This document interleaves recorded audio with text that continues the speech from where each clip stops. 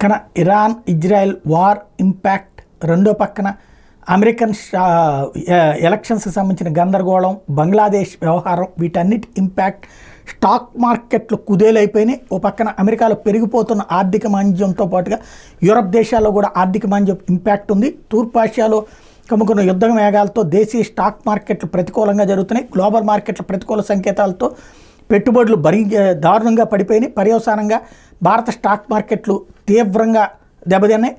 ఆరంభ ట్రేడింగ్లో నిఫ్టీ సెన్సెక్స్ 2 సూచీలు తీవ్ర నష్టాలు నమోదు చేసి ఆరంభంలోనే బీఎస్సీ సెన్సెక్స్ నిన్న 1500 పాయింట్లకు పైగా నష్టపోయింది. ఉదయం 10 గంటల సమయంలో సెన్సెక్స్ ఏకంగా 1533.11 పాయింట్లు పతనమైతే ఆ తర్వాత నిఫ్టీ కూడా పాయింట్లు నష్టపోయింది. ఓవరాల్గా ప్రపంచవ్యాప్త స్టాక్ మార్కెట్లు పతనం అవుతూ ఉండటం అన్నటువంటిది పెద్ద సమస్యగా మారిపోతుంది. మరోవైపున ఉద్యోగాల నష్టాలు అన్నటువంటిది ఇంకొక సంక్షోభం అవుతుంది.